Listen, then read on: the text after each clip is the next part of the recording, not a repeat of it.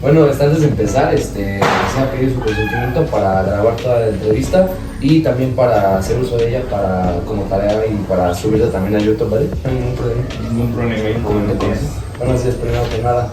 Bueno, estamos aquí con el doctor Alejandro González Malacara, egresado de la Facultad de Estudios Superiores, Iztacala, con una especialidad de estomatología pediátrica. Actualmente pues tiene un poco más de 30 años en esta parte. En la odontología como tal tengo 35 años. 35, correcto. Sí, de especialista tengo 33. Ah, sí, con una trayectoria bastante larga. Actualmente es profesor de múltiples materias de la clínica Cautepec, de odontología. Y bueno, también es un gran profesor, ¿vale? Propiamente hay que entender que la labor del cirujano dentista es multifactorial y que muchas veces requiere el abordaje de un especialista. En este caso usted, cuando se trata de pacientes pediátricos, es más que obvio. Pero sí, primero quisiera escuchar qué es lo que hace o en qué se basa el trabajo de un odontopediatra. Bueno, el trabajo de un odontopediatra, la base es darle una atención integral al niño, en donde obviamente tenemos que tener en consideración de que, valga la redundancia, el niño no por ser niño es una persona que no siente, que no nada y que lo tenemos que someter. Lo tenemos que llevar a una serie de circunstancias o de situaciones en donde debemos de familiarizarnos con el niño, ver cómo actúa, cuál es su conducta y de acuerdo a lo que nosotros le tengamos que realizar su rehabilitación, es la forma en que lo vamos a abordar para que pueda ser un tránsito lo más amable que sea posible. Entonces básicamente estaríamos hablando de un abordaje integral, multifactorial al paciente pediátrico, ¿no? Totalmente, sí, en el cual, por ejemplo, si en el paciente adulto se hace, en el paciente pediátrico hay que generar más énfasis con lo que sería el manejo de la conducta. Tratar de abordarlo de una manera sutil y simple para que podamos ganar esa confianza que necesitamos tener para que el niño pueda ser fácil de atención. Justamente a eso va encaminada la primera pregunta. ¿Cómo es la relación más que nada entre como odontopediatra y el paciente? Porque debido a que no es un paciente adulto al que podamos dirigirnos como comúnmente lo haríamos. Bueno, sí puedes tú dirigirte con el paciente pediátrico de buenos días, buenas tardes, soy fulano de tal, pero en muchas ocasiones la primera vista, valga la expresión, que tienes que hacer es al papá o al familiar que acompañe al niño. ¿Por qué? Porque en muchas ocasiones, ¿qué es lo que sucede? El papá o el familiar está con la mirada fija en el niño y tú le puedes preguntar algo al niño y el niño no te va a contestar hasta que primero haga una vista a su familiar. Entonces tú tienes que tener, valga la expresión, como vista de camaleón para ver los dos panoramas y en un momento dado tú puedas ver cuál es la conducta que tiene el familiar o el papá y cuál es la conducta que puede reproducir el niño. Entonces lo que tú tienes que entrar es con cierta firmeza, pero con familiaridad, con tranquilidad, para que el niño vea que no lo vas a agredir, no lo vas a lastimar, no nada. Hay ocasiones que los niños no terminas tú de presentarte y me va a doler o me va a salir sangre, pues no sé ni qué es lo que tienes, no sé qué es lo que te tenga yo que hacer hasta que veamos qué pasa, ¿no?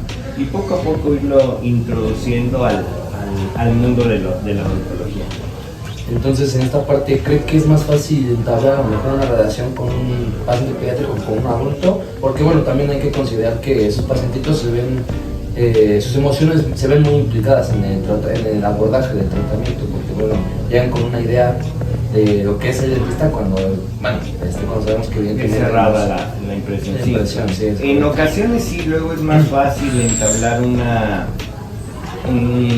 mejor contacto, un mejor proceso con un niño que con un adulto, y más cuando el niño no ha tenido contacto alguno con el odontólogo, que es su primera vez. Si es su primera vez, tú lo puedes de alguna manera ir guiando y llevándolo a buen término, que cuando ya vienen multitratados y que han tenido malas experiencias, entonces hay que tener todos esos factores en cuenta para saber si es una urgencia, pues sí, nos guste o no nos guste, nos duela o no nos duela, lo tenemos que atender, pero si no es una urgencia, yo en mi consultorio, por ejemplo, me llego con un niño a tardarme hasta 2 o 3 citas para poderlo atender, porque primero es presentarse, medio revisarlo y cantar, se acabó. ¿Sí? Y posteriormente pues es hacer la historia clínica, hacer que él conozca el instrumental, que escuche ruidos, que se va a enfrentar, para que él vaya teniendo conocimiento de todo lo que sucede ahí, para posteriormente empezar a trabajar y explicarle todo lo que se le vaya a hacer. Sí, obviamente lo que yo procuro hacer es siempre tratar de cambiar el lenguaje, ¿no? De sangre, pues que es salsa capsu, piquetes de mosco, a la hora de la aplicación de la anestesia, la sensación de dormido, pues que son hormiguitas, o que está pesado, que tiene una trompa de elefante, X, una serie de sinónimos que debemos utilizar para que el niño se pueda familiarizar y no sea tan pesado. Pero algo bien importante, cuando el niño te dice, me vas a picar, me va a salir sangre o me va a doler, le tienes que contestar igual, sí te voy a picar, sí te puede doler, sí te puede salir sangre. Ahí ya no puedes tú emplear ese lenguaje de disfraz para las cosas. Si él ya te habló de esa manera, tú tienes que contestarle de la misma. Ok, entonces que si habláramos de cómo podemos a lo mejor construir una relación con el paciente, sí hablaríamos primero de tiempo, de dedicarle tiempo a que el paciente se familiarice de alguna forma. Dedicarle tiempo, pero tampoco exagerar, ¿no? Y de alguna manera primordialmente es tratar de, desde la primera instancia, ver la conducta que sigue el niño, qué tanta disposición tiene o no para poderlo trabajar. Ok, bueno, de alguna forma, tanto nosotros en la práctica general como usted, yo creo que a nivel de especialidad, creo que es muy común encontrar esta parte de la ansiedad odontológica, o bueno, este miedo en general a asistir al dentista. Sé y lo he visto, he oído y lo he visto, que esos pacientes presentan un nivel más alto de temor. De alguna forma, ¿hay alguna forma así de controlarlo o no eliminarlo tal vez, pero sí controlarlo? Porque sé que hasta que se familiarice, pues podemos decir que ya está totalmente controlado, ¿no? Y es relativo. Claro, la forma en que, por ejemplo, yo en particular trabajo es estar hablando constantemente con el paciente, no dejar que piense que le va a doler, que lo voy a lastimar, ¿no? Sino estar hablando de que te voy a hacer esto y así asado, que te estás portando bien, échale ganas, no hay ningún problema. Sí, por ejemplo, cuando vamos a utilizar la pieza de mano, mira cómo zumba, qué ruido hace, préstame tu dedo y hacemos en la uña, no, obviamente no con la punta activa, sino con el tallo de la fresa, para que así como sientes en tu uña, vas a sentir tú en el diente. Sale agua, vamos a estar bañando, los gusanos que tienes ahí pues se van a ir saliendo. Irle explicando y no dejarlo pensar más allá de él. Y más si nos percatamos que la mamá ya lo introdujo, de que no vayas a llorar o no te va a doler.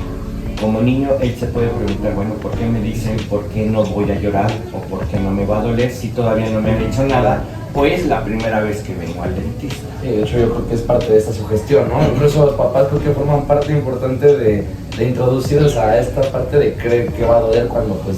Que ni en cuenta, ¿no? Porque muchas veces el procedimiento es tan simple que no pasa nada, ¿no? Yo en lo personal, por eso es el hecho de platicar mucho con mis pacientes.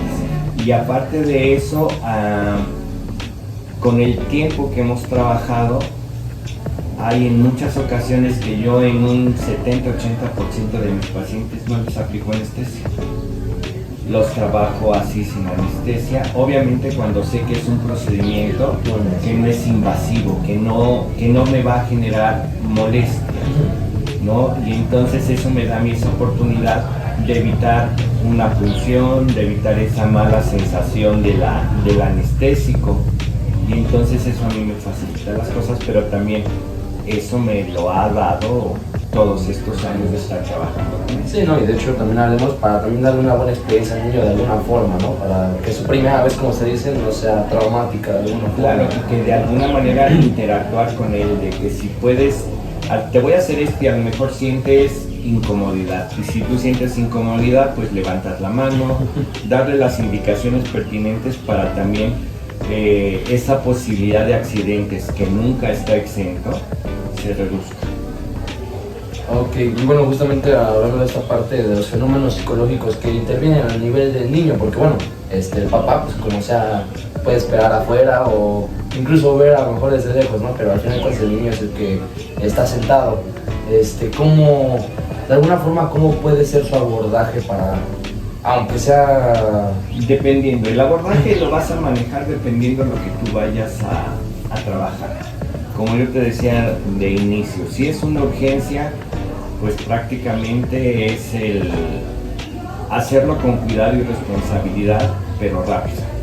Y que en muchas ocasiones no te da esa oportunidad de que puedas tú interactuar con el niño para tratar de convencerlo de lo que le vas a hacer. Sí, pero cuando es un tratamiento convencional, como yo te decía a un principio, el chiste es cómo lo vas introduciendo tú al procedimiento que le vas a hacer, y en un momento dado también presentarle todo el instrumental, el material que puedes utilizar para trabajar.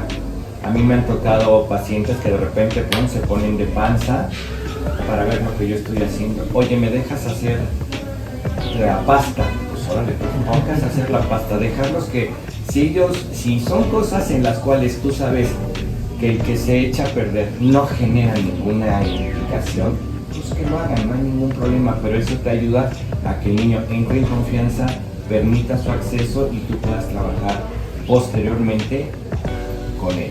Y yo tengo siempre por costumbre, como te digo, que si no es una urgencia, ir de lo más fácil a lo más complejo.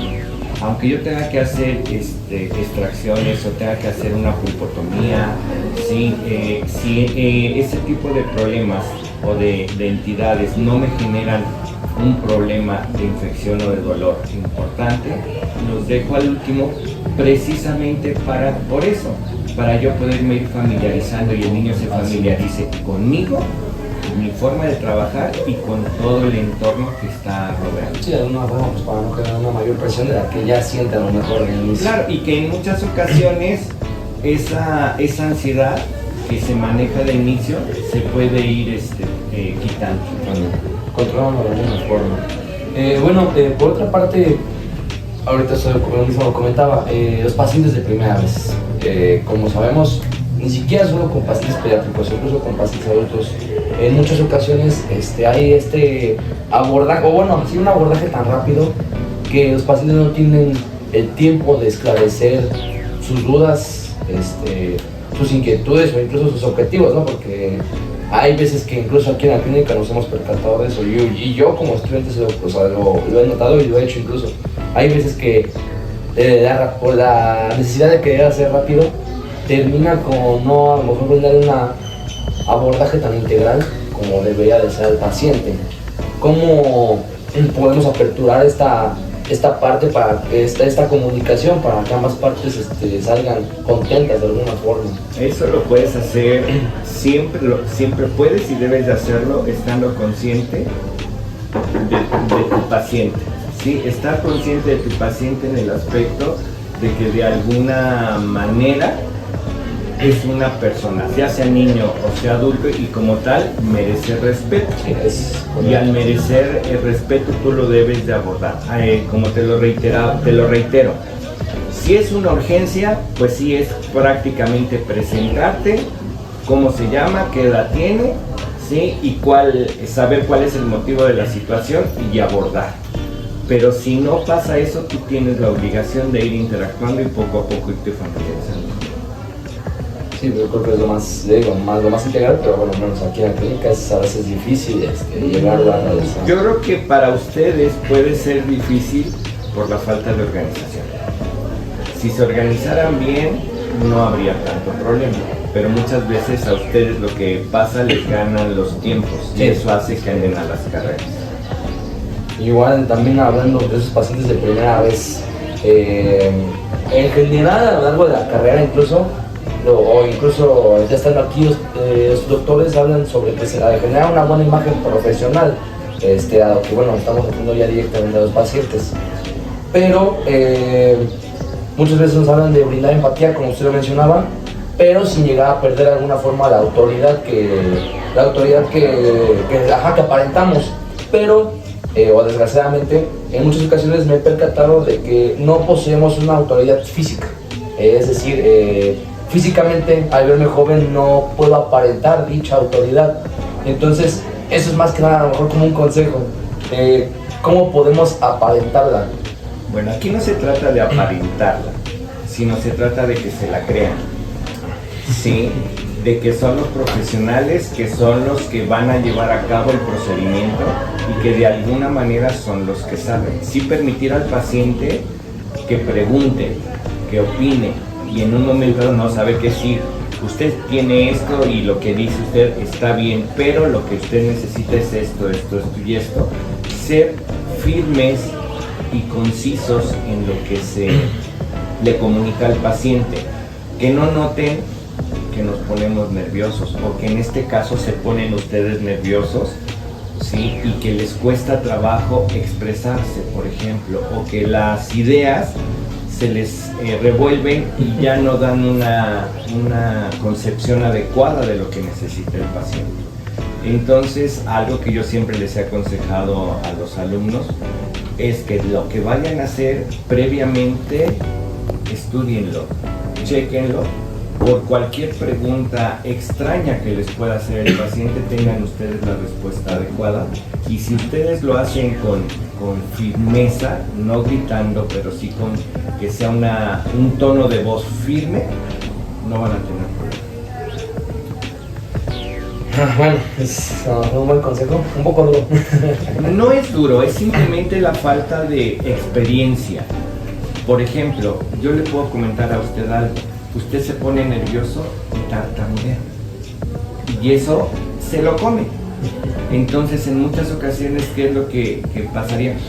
Jalar aire y empezar a hablar con el paciente, ¿no? Y si en un momento dado le impone el paciente, de momento usted puede empezar a hablar, distraerse 2 o 3 segundos, retomar esa mirada al paciente, porque el paciente también es importante que lo veamos a los ojos para que vean que estamos seguros de lo que estamos diciendo y estamos haciendo, sea niño o sea adulto. Ok, bueno, de todas formas, al menos aquí en su rama, o en su especialidad, si de por sí nosotros como generales encontramos complicaciones a veces para establecer un plan de tratamiento, porque pues ambas partes tienen que salir ganando de alguna forma o contentas con el procedimiento. ¿Cómo es el abordaje en su caso, que son 3 partes? Porque aquí no solo intervienen los adultos, usted como doctor y ya, sino que también aquí interviene en este caso el niño o bueno, el paciente pediátrico. Ajá, pues ¿qué es lo que tenemos que hacer en un momento dado? Establecer esas 3 rutas o esas 3 diferencias, y en su momento todo tiene su porqué y su razón de integrarte o de dar la explicación necesaria. O sea, de alguna forma encontrar qué buscan las 3 partes y hacerlo mejor y conformar, no es tanto hacer lo mejor posible, sino conformar o estructurar un procedimiento adecuado para comunicarte, para atender al paciente, para que el papá vea que lo que estás haciendo es lo que necesita su hijo, y que en muchas ocasiones puede llorar el niño, puede estar incómodo, y tratarle de explicar. Y algo bien importante que yo tengo por costumbre y se los digo a los alumnos, esto es de hacerle como los changuitos al papá. Usted puede ver, oír y callar. Si yo le doy una indicación al niño, usted no la tiene que repetir.